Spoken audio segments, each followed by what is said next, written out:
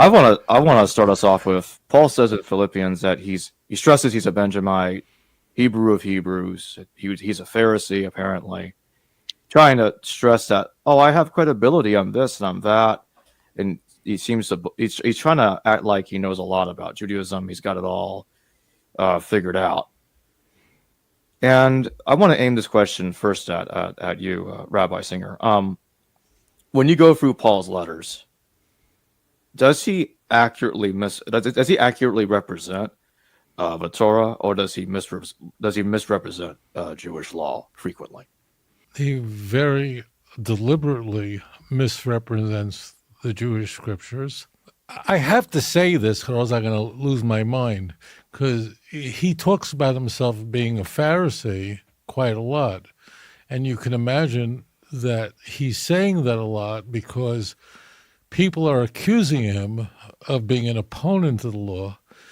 And this comes out in the book of Acts. And this is kind of embarrassing.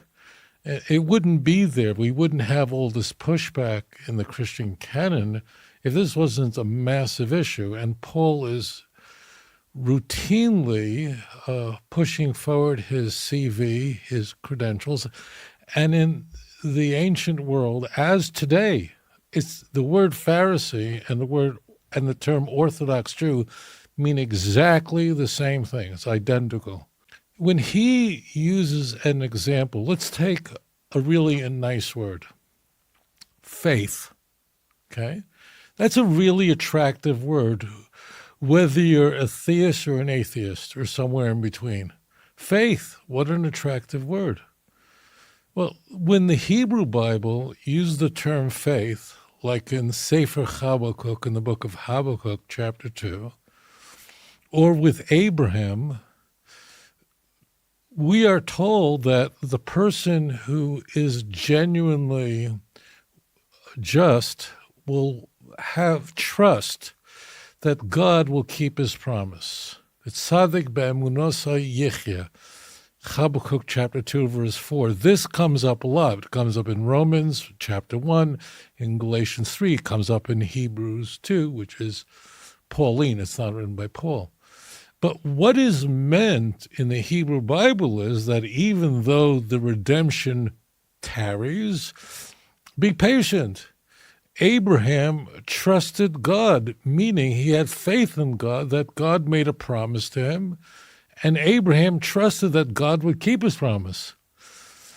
What Paul does is he eviscerates that meaning entirely, and instead he uses it in a sense of antinomian, in that God opposes the ritual commandments, and that you don't need to keep the ritual law.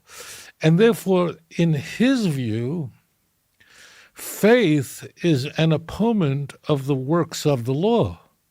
This is something that's completely alien to the Hebrew Bible. So this is going to happen a lot with us, is you're going to hear Christians and Jews using the same word. We don't mean the same thing at all. Faith in Tanakh means that you persevere, and despite vicissitudes, you trust that all will work out in the end. That's what faith means. When God called Abraham and tested him, Abraham demonstrated by his behavior that he had faith in God. Not that he spoke to God, that he, in fact, put his trust in God. Paul eviscerates that completely, and Paul seeks to, from beginning to end, Christ is the end of the law to everyone who believes. That's critical. So he was a fierce opponent of keeping ritual commandments, and he weaponized that very attractive word, faith, to convey that. That's completely... If someone's going to ask me, how much did he know, how much did he not know, he was quoting a lot from pagan sources, accurately, and misquoting the Hebrew Bible routinely, and he got away with it. And something that James and I spoke about the last time we were all together is that he had a Gentile audience. his audience would never be able to pick this up, be able to pick this out. They didn't have the tools to do that because they didn't know, they had no access to the Hebrew Bible. Yeah. You ask about Philippians and his stress, a Hebrew of Hebrews. Now, what does that mean that you're so emphasizing, so putting in italics? It can only really mean that his Jewishness, his bona fides in that regard have been questioned. If he weren't being accused of being anti-law or in some way anti-Jewish, there'd be no need for him to get so defensive as to say, well, look, I'm a trained Pharisee, I'm a Hebrew of Hebrews, I'm a Benjamite. Well, that sounds to me extremely defensive. And when you put it in context, it's very interesting. What Rabbi brings up is Abraham. The great critic of circumcision is, of course, Paul. It is, of course, Abraham with whom God initiates the covenant by means of circumcision. And Paul makes the case, in fact, there are two different covenants here. An earlier covenant that God made with Abraham that was based on faith, and a later covenant 430 years later. These are his words. 430 years later, the law. It's insane that the notion that the law was given through angels would come up in the Christian Bible. It does, actually, to weaken the force of law. This is completely made up. And he asks the question, if you have two contracts, an earlier, let's say I make a contract with you, and then there's a later subsequent contract. Well, the first original contract is the one that matters, is the one that takes, is the one that has the force. So to him, they're completely at war with each other. This man can't possibly be a Pharisee.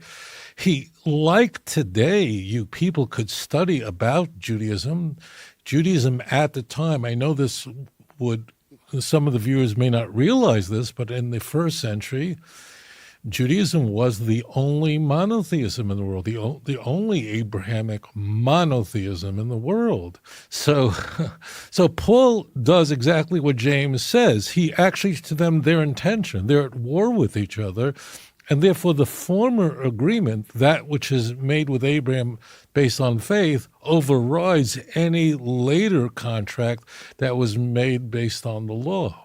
I don't see how Paul could be more explicit in exactly that regard. He was also very, very full of himself. He was one of the things about Paul is he's very temperamental.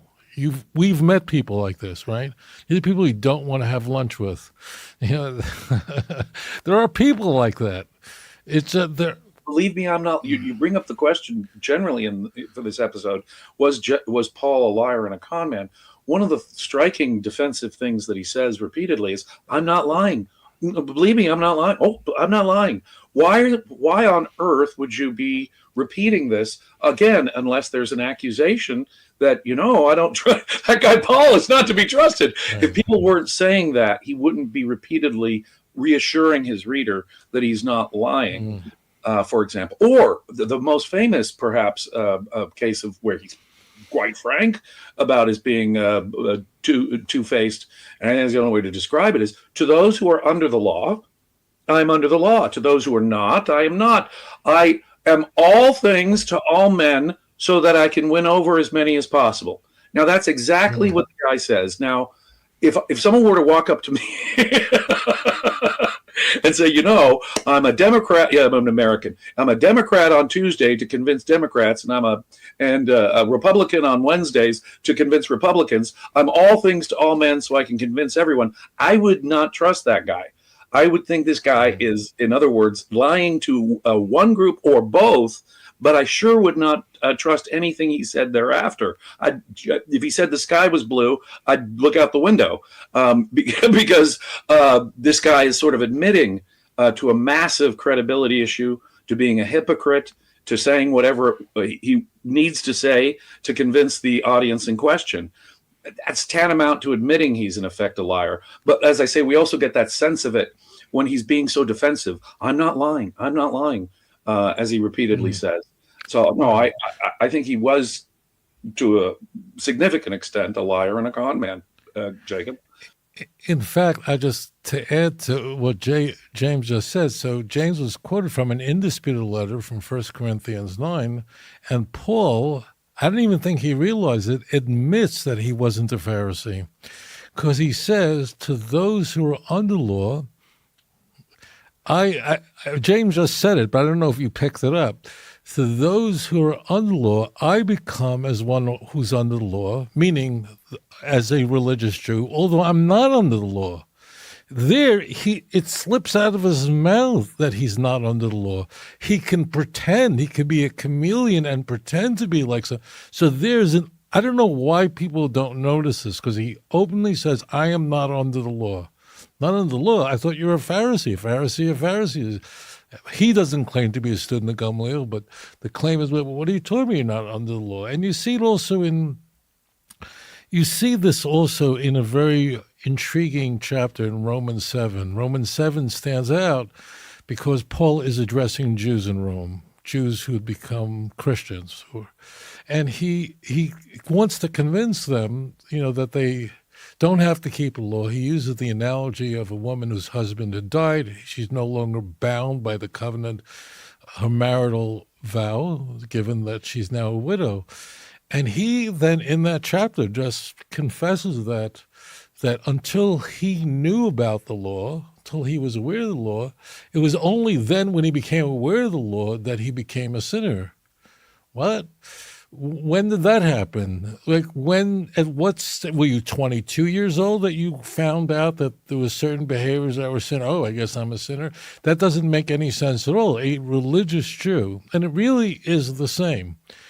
As James knows, any Hebrew reader could walk in to the Israel Museum, the Shrine of the Book, where you have on display the Dead Sea Scrolls, that are more than 2,000 years old, and any Hebrew reader can read it like a newspaper. I mean, as long as it's legible, let alone the Aleppo Codex is there, we can read it. I mean, a native English speaker would not understand Chaucer, would not understand.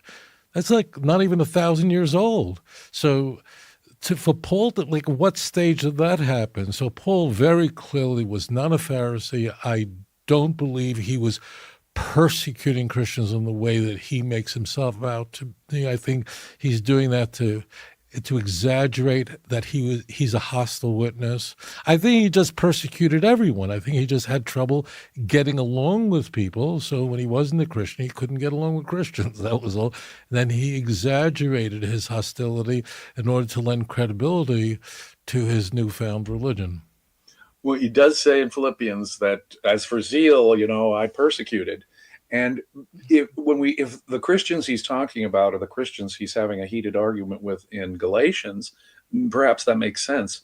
But otherwise, he does seem to be over-stressing, in a sense, his Jewish credentials in that context in Philippians. Why would you go that far? We know you're a Christian.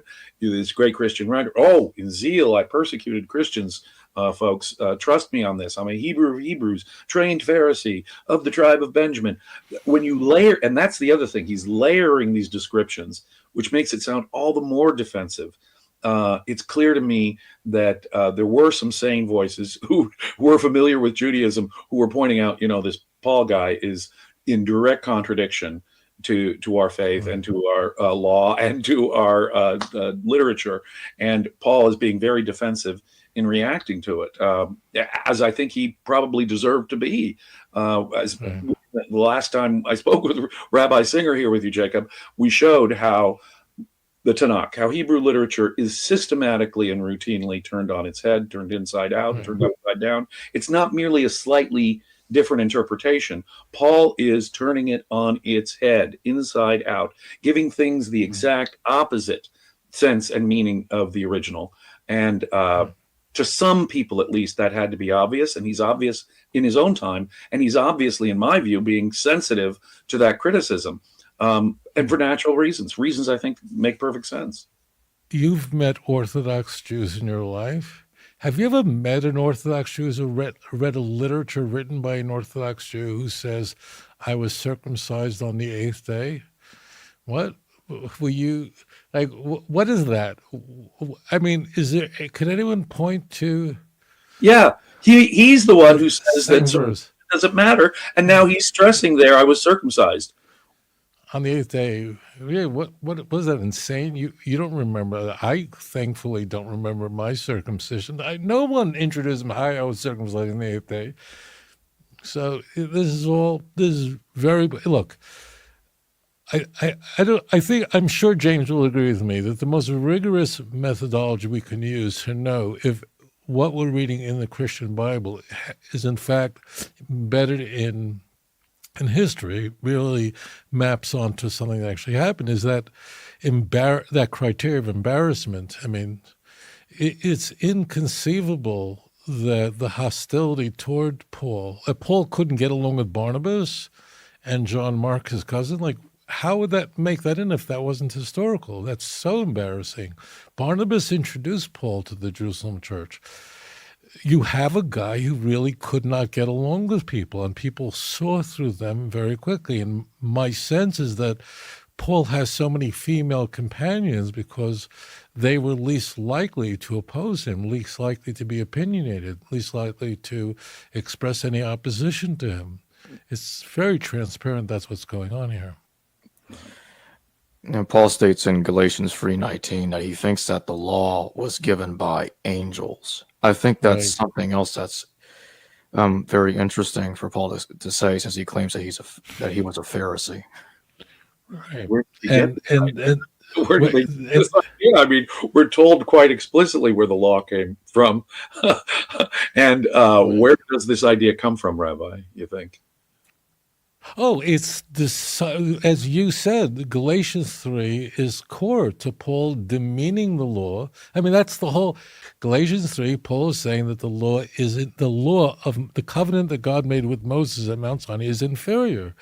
Well, to say that the law was given by angels, although this is nowhere in the text, the whole point of the text is that God is speaking to the children of Israel, declaring the 10 Commandments, which we read in the synagogue this past Sabbath, Exodus 20, Deuteronomy 5. And the whole point is, you've heard my voice, and the Bible says, the Torah says, that no one else would make such a claim. It's an intriguing statement in Deuteronomy 4:32. It says, only you will have a national revelation.